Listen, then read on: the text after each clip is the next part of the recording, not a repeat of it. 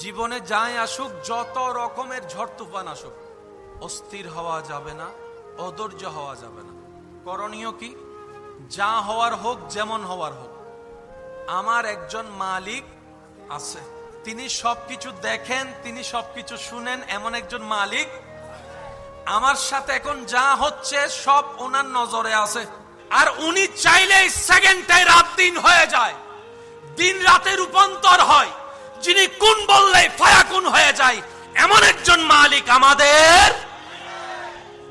এরকম একজন মালিক থাকতে আমাদের টেনশন করার কোনো দরকার। আমাদের কাজ হচ্ছে যে ওনার হুকুমের অপেক্ষা করা। উনি যাই দিবেন সেটাই খুশি মনে আমরা আপন করে নিব, অধৈর্য অস্থির হব না। চিৎকার দিয়ে বলেন ইনশাআল্লাহ, আরো জোরে বলেন ইনশাআল্লাহ। মনে রাখবেন, ধৈর্য এমন একটা নিয়ামত যেটার ফল আসবেই। এটা আপনার চাচা, জেঠা, কাকা, মামা যতই যারাই অত্যাচার করুক না কেন, শুধু তাকায় থাকবেন রবের রহমতের দিকে। বিশ্বাস করেন ভাই, আপনার জন্য পৃথিবীর সবাই যদি দরজা বন্ধ করে দেয়, 100টা দরজা যদি বন্ধ হয়, রাস্তা বন্ধ হয়, লিখে রাখেন 1000টা দরজা রাস্তা আপনার আল্লাহ আপনার জন্য খুলে দিবেই দিবেই দিবে। আমি আপনার এলাকা সম্পর্কে তেমন ভালো জানি না, সবাইকে আমি চিনি না, তবে আমি বলছি আপনারা একটু মিলাই দেখেন। এই এলাকায় এমনও কিছু বর্তমানে দনওয়ালা মানুষ আছে যারা একসময় বাতের বাতও পায়নি। এই এলাকায় এমনও কিছু মানুষ আছে যাদের আন্ডারে শত শত মানুষ চাকরি করে, কিন্তু একসময় উনি নিজে চাকরি করছে 20 টাকা, 30 টাকা, 40 টাকার বেতনে। এই এলাকায় এমনও অনেক মানুষ আছে যারা টাকায় অনেকে পড়ালেখা করে, কিন্তু সে নিজে জীবনে পড়ালেখা করার তেমন কোনো সুযোগ আছে না? আছে না? আল্লাহ কাউকে মাহরুম করে না, সবাইকে দেয়, কিন্তু দেওয়ার একটা সময়, ওই সময় যেটা সেটা আসা পর্যন্ত অপেক্ষা করার নাম হচ্ছে ধৈর্য। এবার কোরআন কি বলছেন দেখেন, ইন্নাল্লাহা মাআস সাবিরিন। বান্দা জেনে রেখো, মনে রেখো, আমি সবরকারীর সাথেই আছি।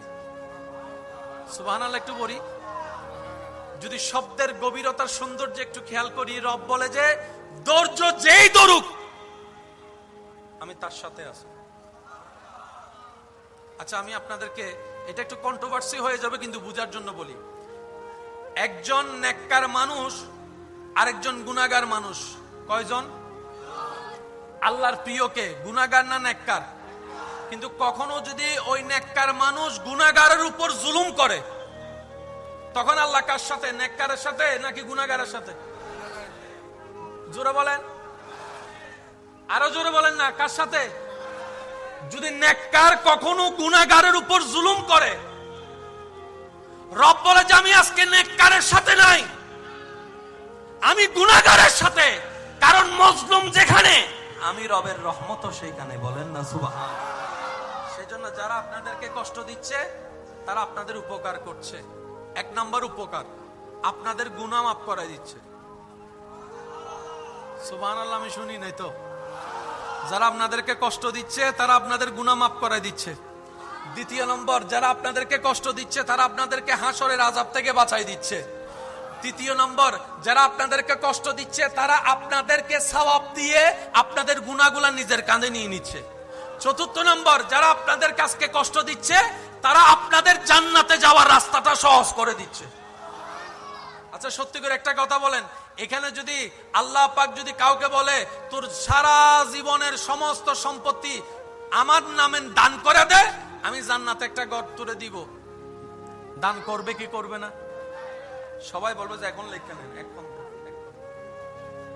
ভালোবাসার মানুষের দেওয়া মেসেজ চিঠির যত আন্তরিকতা, আকর্ষণ, ভালোবাসা থাকে, লেখাটা পড়ার জন্য, পড়া চিঠি যদি থেকে যায় 10 বছর পরে সেটা নিয়ে বুকে লাগায়, যেই টান, যেই আগ্রহ ভালোবাসার মানুষের লিখিত চিঠির মধ্যে থাকে, কারণ সেটা বুঝতে পেরেছে সেটা আমার ভালোবাসার, ভালো লাগার। ওই রকম টান কোরআনের প্রতি লাগে না কেন? ওই রকম টান কোরআন দেখলে লাগে না কেন? ওই রকম অনুভূতি কোরআনের আয়াত দেখলে অন্তর কম্পন হয় না কেন? আমরা কোরআনকে রবের কালাম নামে চিনেছি, দুর্ভাগ্য আমাদের রবের কালামের গুরুত্ব আমরা বুঝতে পারি না। এই কথা বলেন ঠিক কিনা?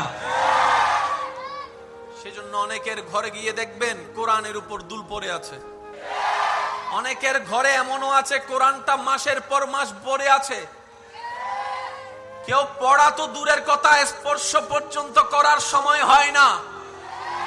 অথচ এই কোরআনের রব্বুল আলামিন এমন ভাবে সজ্জিত করে দিয়েছেন, তিবিয়ানুন লিকুল্লি শাই।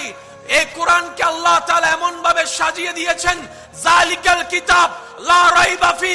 এই কোরআনকে আল্লাহ তাআলা এমন ভাবে সাজিয়ে দিয়েছেন, আর রহমান আল্লামাল কোরআন, ইয়াসিন ইয়াসিন ইয়াসিন।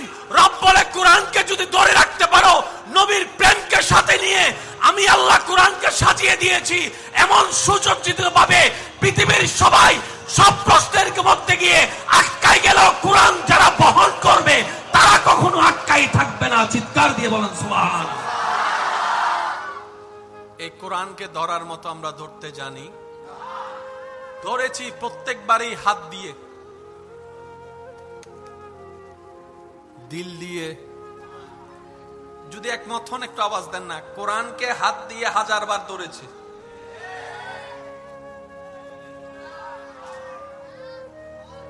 ব্যর্থতা আমাদের ওই জায়গায়। এবার আসেন, জগৎ বিখ্যাত পাওয়ারফুল ব্যক্তি যার কাছে থাকে, তার সামসাও তো এলাকায় এসে বুক ফুলাই চলে। কোন পদে নাই, সামসা সনহরার মাটিতে তার পা পড়ে না। লিডার তার কোটিপতি, সে কোটিপতি নয়, কিন্তু ওই লিডারের সাথে থাকতে থাকতে আওয়াজ দেন না রে ভাই, সেও বিশিষ্ট দানবীর হয়ে যায়। মানুষের পকেট থেকে নিয়ে মানুষকে দান করে, অর্জন করে কামাই না। কথা বলেন ঠিক কিনা? যে জায়গায় মুসলমানের রব হচ্ছেন এমন একজন, যিনি খালিক, যিনি মালিক, যিনি রহমান, যিনি রহিম, যিনি সত্তার, যিনি গফফার, যিনি জুল জালালে ওয়াল ইকরাম, এমন একজন রব যে মুসলমানের রাহমাতুল লিল আলামিন, নবী জগতের নক্ষত্র। এমন একজন নবী পেয়েছি যিনি নবী জগতের উজ্জ্বল নক্ষত্র। এমন একজন নবী পেয়েছি যিনি নবী জগতের মধ্যে রাজ মুকুট। যেমন একজন নবী পেয়েছি যিনি হাবিবুল্লাহ, যিনি রাহমাতুল লিল আলামিন, যিনি রাউফুর রহিম, যিনি ইমামুল মুরসালিন, যিনি খাতামান নবীন, যার বেড়াতে যাওয়াটা হয় মেরাজ। নবীর উম্মতের আওয়াজ লাগবে, আরো জোরে বলেন সুবহানাল্লাহ। যার বেড়াতে যাওয়াটাই মেরাজ, যার বাহনটা হয়ে যায় বোরাক, যার বাহন হয়ে যায় বোরাক, যার ঘুরতে যাওয়ার কদম রাখা হয়ে যায় জান্নাত। এইরকম একজন নবী পেলাম, ওই রকম একজন রব পেলাম, এরকম একটা কিতাব পেলাম। এত কিছু শ্রেষ্ঠ পাওয়ার পরে পিছনে কেন আমরা? প্রশ্নটা যদি নিজেকে একবার করি, উত্তরটা আসবেই এটা। রবকে পেয়েছো, কিন্তু লালন ধারণ করার মতো ধারণ করতে আমরা জানিনি। নবী আমরা পেয়েছি শ্রেষ্ঠ, কিন্তু নেওয়ার মতো নিতে জানিনি আদর্শ। কোরআন পেয়েছি আমরা সত্য, কিন্তু বুকে ধারণ করার মতো ধারণ আমরা করতে জানিনি। ইসলাম ধর্ম পেয়েছি শ্রেষ্ঠ, কিন্তু মানার মতো মানতে আমি, আপনি, আমরা কেউ পারিনি। ব্যর্থতা আসলে আমাদের কারণে, নিজের পায়ে নিজে আমরা কুড়াল মেরে দিয়েছি। কথা বলেন ঠিক কিনা? দোষ কার? এ আওয়াজ ছোড়ো কি? সাম্যতুন, ফিজুনতুন, ডাইনেতুন, বামতুন, বেগুন, এগিয়ে আওয়াজে হংসের দোষ হার। দোষ কাদের? দোষ কাদের? ব্যর্থতা কাদের? কমতি কাদের? সব দোষের মূল না হয় রব আমাদেরকে কোনো কিছুতে কমতি দেয় নাই। বাঁচার জন্য কিডনি দরকার আছে। নিজের মধ্যে দেখেন আল্লাহ আপনাকে 2টা কিডনি দিয়েছে। বান্দা আমি 2টা দিয়েছি, তোর ঘরের মালিকও দুইটা জেনারেটর দিবে না ভাড়া করে? একটা নষ্ট হলে আমার কাস্টমাররা কষ্ট পাবে, আরেকটা দিয়ে দিলাম, স্পেয়ার দিবে না। আমি রব দিয়েছি দুইটা কিডনি, সুন্দরভাবে তাল মিলে 50-50 চলবে। কোনো কারণে যদি একটা, তোর সমস্ত ব্যর্থতার কারণে যদি কোনো কারণে একটা নষ্ট হয়েও যায়, আরেকটা দিয়ে চালাই নিতে পারবি, আরেকটা দিয়ে চালাই নিতে পারবি। দেখার জন্য চোখ দরকার, একটা দিয়েও দেখা যায়, আরেকটা দিয়েও দেখা যায়। রব বলে যে আমি একটা দিব না, দুইটা চোখ দিয়ে দিলাম দেখার জন্য। সুবহানাল্লাহ। বান্দারে শোনার জন্য কেউ তোরে ডান থেকে ডাকবে, কেউ তোকে বাম থেকে ডাকবে, কেউ তোকে সামনে থেকে ডাকবে, কেউ পিছন থেকে ডাকবে, কেউ কর্নার থেকে ডাকবে। কোন দিকের আওয়াজ আসলে কোন দিকে তাকাবি সেটা শোনার জন্য কানের দরকার। আমি রব তোকে দুইটা কান দিব, একটা দিব না। এক সাইডে শুনবি আর এক সাইডে শুনবি না আমার বান্দা, তা হতে পারে না বান্দা। তোকে আমি কানও দুইটা দিয়ে দিলাম, সুবহানাল্লাহ। পাও তোকে দুইটা দিলাম, হাতও তোকে দুইটা দিলাম।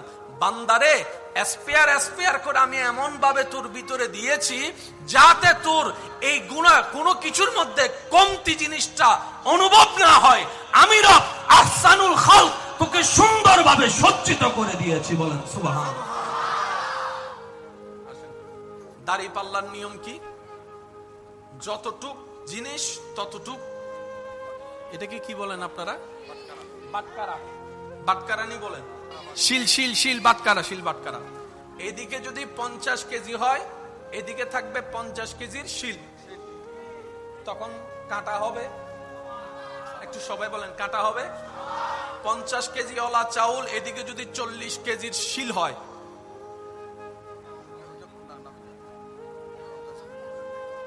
ঠিক আছে? বরাবর মিল, কাঁটাও বরাবর মিল। আল্লাহ তাআলা কত চমৎকার ভাবে মানুষ সৃষ্টি করেছেন। আমরা অনেক কিছুই জানি, এখানে আছে।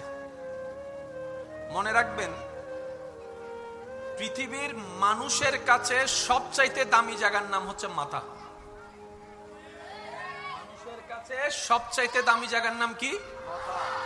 আর মুসলমানদের কাছে সবচাইতে দামি জায়গার নাম হচ্ছে সিনা। একটু বুঝার চেষ্টা করবেন প্লিজ, মনোযোগ।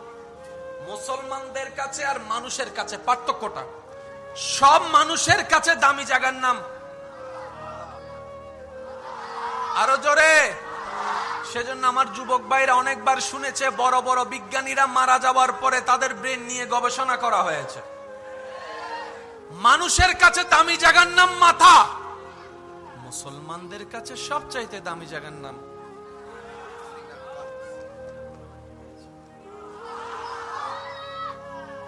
পৃথিবীর সাধারণ মানুষ যা স্ট্রোক করে সব এইখানে করে,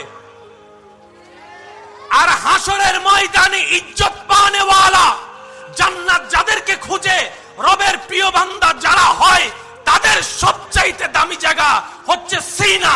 ওই সিনায় তারা সমস্ত নিয়ামতকে স্টক করে। বুঝার চেষ্টা করবেন। আমার ছাত্র ভাই যারা আছেন, মাদ্রাসা স্কুলে যারা পড়ালেখা করেন, যাদের বিজ্ঞান, সায়েন্স, আর্টস, কমার্স এই তিনটা সাবজেক্টের ভিতরে যাদের একটু ব্রেন ভালো, তাদেরকে সবাই পরামর্শ দেয় তুমি ক্লাস 9-এ উঠে কি নিও, যে একটু বুঝে ভালো পড়া ক্যাপচার করতে পারে সহজে, তাদেরকে আমরা পরামর্শ দিই তুই সায়েন্স। আর আমার মতো যারা 10-12 একবার মুখস্থ করতে পারে না, তারা সায়েন্স নিতে গেলে স্যারে বলে। যাদের ব্রেন ভালো তাদেরকে আমরা সায়েন্সের দিকে কেন দিই? কারণ সায়েন্সের জগৎটাই হচ্ছে তুলনামূলক সবচেয়ে একটু কঠিন, যেখানে রসায়ন আছে, যেখানে পদার্থ আছে, যেখানে কেমিস্ট্রি, বায়োলজি, ম্যাথমেটিক্স, এইরকম হাজার বিষয় আছে, বড় কঠিন কঠিন বিষয়। যারা ব্রেন দুর্বল তারা এই বিষয় নিয়ে কখনো আলগাতে পারে, আর যাদের ব্রেন ভালো তারা এইগুলা পড়তে পড়তে বড় বড় ডাক্তার হয়েছে, ইঞ্জিনিয়ার হয়েছে, পাইলট হয়েছে, বড় বড় বিজ্ঞানীরা হয়েছে। কথা বলেন ঠিক কিনা? পৃথিবীর মানুষরা সমস্ত কিছু স্ট্রোক করে কোথায়? ব্রেইনে। আর আল্লাহ ওয়ালা যারা, তারা স্ট্রোক করে সব। এবার আসুন, পৃথিবীর সবচেয়ে দামি কিতাবের নাম কি? এই কোরআন, পৃথিবীর সমস্ত বই আমরা কোথায় রাখি? বাংলা, অঙ্ক, ইংরেজি, বিজ্ঞান কোথায় রাখি? ব্রেনে। আল্লাহ তাআলা কোরআনকে নাজিল করেছেন নবীর ব্রেনে না অন্তরে? আমি শুনি না, একটু জোরে বলেন তো, আরো জোরে বলেন।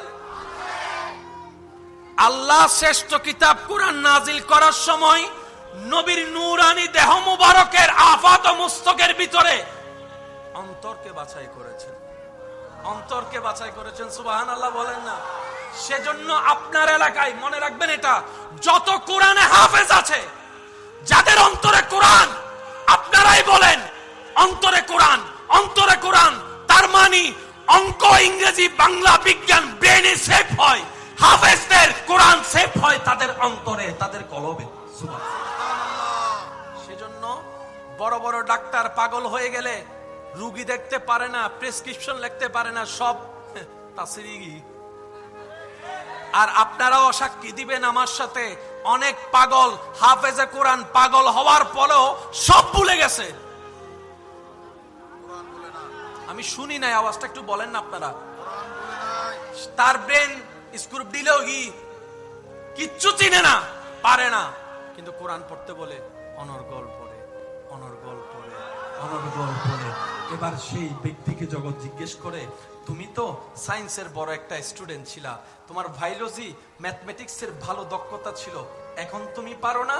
বলে যে সব যা ব্রেনে সেভ করেছি, ব্রেনের স্ক্রু ঢিলা হওয়ার সাথে সাথে সবকিছুই, বলেন না বলেন না বলেন না, সবকিছুই আপনার ফরম্যাট হয়ে গিয়েছে। কিন্তু আমি কোরআন ভুলি নাই। কেন জানো? আমি কোরআনকে কখনো ব্রেনের মধ্যে স্টক করতে পারি নাই। রব বলে যে পৃথিবীর সব জ্ঞান ব্রেনের মেমোরি কার্ডে থাকবে, আমি আল্লাহর কোরআন ক্যাপচার করার মতো ক্ষমতা ব্রেনের নাই, সেটা একমাত্র কলবের মধ্যে আমি আল্লাহ দান করে দিয়েছি। সুবহানাল্লাহ। এখন আপনারা অঙ্কটা পুরোটাই বুঝতে পারবেন। কোরআন কি ঝগড়া লাগাতে আসছে নাকি ঝগড়া মিটাতে আসছে? কোরআন কি অশান্তি করতে আসছে নাকি শান্তি করতে আসছে? তো কাদের কারণে কোরআন দ্বারা শান্তি প্রতিষ্ঠা হবে? মনে রাখবেন, যাদের কোরআনটা হৃদয়ে থাকবে, হৃদয়ের চোখ দিয়ে যারা কোরআন পড়বে। কোরআনের সাথে কানেকশন কি ব্রেইনের না হৃদয়ের? একটু সবাই বলেন না, কোরআনের সাথে কানেকশন কি ব্রেইনের না হৃদয়ের? ব্রেন দিয়ে কোরআন বোঝা যাবে। আপনি আমি কোরআন যতবার খুলি না, তার চাইতে অনেক বিজ্ঞানী বিধর্মীরা এর চাইতে বেশি কোরআন খোলে, কিন্তু তাদের এখনো ভিতরে নূর আসে, কারণ কোরআন ব্রেন দিয়ে বোঝা যাবে। সেজন্য আল্লাহ তাআলা আমাদেরকে পরামর্শ দিয়েছেন, ওয়াকুনু মা'আস সাদিকিন, নামাজি নামাজ পড়ে আমার বন্ধুর সাথী হয়ে যাও। সুবহানাল্লাহ, আরো জোরে বলতে হবে। রোজাদার রোজা রেখে আমার বন্ধু প্রিয় মানুষ তালাশ করে তাদের সাথী হয়ে যাও। রব তোমার প্রিয় বান্দা কারা? তোমার প্রিয় বান্দা কারা? রব বলে যে যাদের সিনা আলোকিত হবে তারাই আমি রবের প্রিয় বান্দা। এই দুইটা কথা মনে রাখবেন। মানুষের দামি জায়গার নাম, এটা ভুলে গেলে হবে না। মানুষের দামি জায়গার নাম, মুসলমানদের দামি জায়গার নাম। সারা দুনিয়ার মানুষ আলোকিত করবে মাথাকে, মুসলমানদের আলোকিত করা দরকার সিনা। মাথা আলোকিত হলে সিনা আলোকিত হয় না, কিন্তু সিনা যদি একবার আলোকিত হয়ে যায়,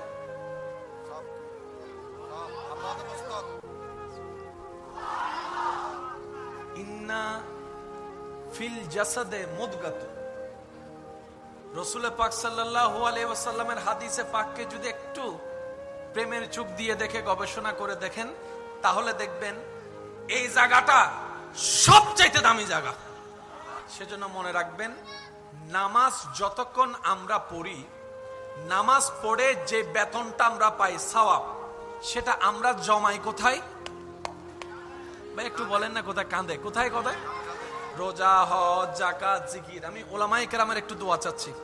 আমাদের ব্যর্থতা এই জায়গায়, আমরা যা জমানোর সবচাইতে বেশি জমাইছি কাঁদে, কিন্তু আমাদের লকার ছিল সিনাই। এখন আপনারা বুঝতে পারবেন নামাজি কখনো বাটপার হতে পারে? আপনাদের ঈমান যেটা বলে সেটা একটু বলবেন। নামাজি কখনো বাটপার হতে পারে? নামাজি কখনো সুদখোর হতে পারে? নামাজি কখনো অন্যের জায়গা দখল করতে পারে? নামাজি কখন জুতা চুরি করতে পারে? নামাজি কখনো মসজিদের ভিতর বেয়াদবি করতে পারে? নামাজি কখনো মানুষের নামে বদনাম দিয়ে বনি দিয়ে বিয়ে ভাঙতে পারে? আরো জোরে বলেন না, পারে? নামাজি কখনো মানুষের কষ্টের কারণ হতে পারে? কিন্তু আপনি আপনার এলাকায় দেখেন, আমি আমার এলাকায় দেখি, যে যার এলাকায় দেখি, অনেক এমন কাজ আছে নামাজও পড়ে, নামাজও পড়ে, মানুষের জাগাও নাই মনে হয়, এটা আওয়াজ দেন নাই মনে হয়, নামাজও পড়ে, এক সপ্তাহের জন্য টাকা নিয়ে 10 বছরও টাকা দেয়, নামাজও পড়ে, সূরা আবার জালও করে, নামাজও পড়ে আবার সুদও খায়, নামাজও পড়ে আবার মা বাবার সাথে বেয়াদবিও করে, নামাজও পড়ে আবার ভাইয়ের সম্পত্তিও দখল করে, নামাজও পড়ে মানুষের রাস্তাও দখল করে, নামাজও পড়ে মানুষের পানি বন্ধ করে দেয়, নামাজও পড়ে হজও করে আসছে, নামের আগের আলহাজও আছে, আবার বাটফারির মধ্যে 1 নম্বরও আছে। এবার আমি আপনাকে প্রশ্ন করি, নামাজিতে এগুলা হতে পারে না, আর এগুলা যারা করে তারা কখনো নামাজি হতে পারে না। আরে ব্যাপারটা কোথায়, ব্যাপারটা কোথায়? তখন উত্তর আসবে, যারা নামাজি আপনারা চিনেন তারা নামাজি আলাদা, হৃদয়ে সিনাই নামাজ নেওয়ালা আলাদা। আমি একটু ব্যাখ্যা করতে চাই, যেহেতু এই জিনিসটা আবার ক্লারিফাই না করলে আপনারা ভুল বুঝাটা একটু সহজ হয়, আমাদের সঠিক বুঝাটা একটু কম হয়, মানুষ সহজে যেটা করে যেটা বুঝে সেটার নাম হলো ভুল। এবার আসেন, নামাজি আছে না নাই? জায়গা দখলও করে, যে আছে না নাই? সে কখনো নামাজি হতে পারে? সে কি নামাজ পড়ে নাই? পড়েছে। এই নামাজ পড়ে নিয়ামতটা কোথায় রেখেছে? বলেন না কোথায়? আরো জোরে বলেন কোথায়? কিন্তু রাখা দরকার ছিল এই জায়গায়, আমরা ভুল করছি। বুঝতে পারছি? আমাদের করা দরকার ছিল এখান হয়ে, একটু আমার সাথে সাথে যদি কষ্ট না হয়, যাদের শিকার আগ্রহ আছে তারা একটু আমাকে রিপ্লাই দিবেন। মনোযোগ আছে সবার ইনশাআল্লাহ? একটু বলেন লা ইলাহা লা ইলাহা, মাশাআল্লাহ, একটু জোরে জোরে লা ইলাহা। এবার বলেন গুনাহ হইছে না সওয়াব? জোরে বলেন গুনাহ হইছে না সওয়াব? এই সওয়াব জমে কোথায়? আমার আপনার সবার ডান কাঁধে যে ফেরেশতা আছে, ওনার কাজ হচ্ছে কি লেখা? সওয়াব লেখা।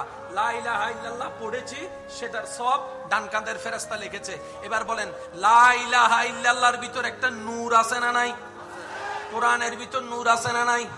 আওয়াজ আরো বড় লাগবে, কোন নূর আছে না নাই? রুকুর মধ্যে নূর আছে না নাই?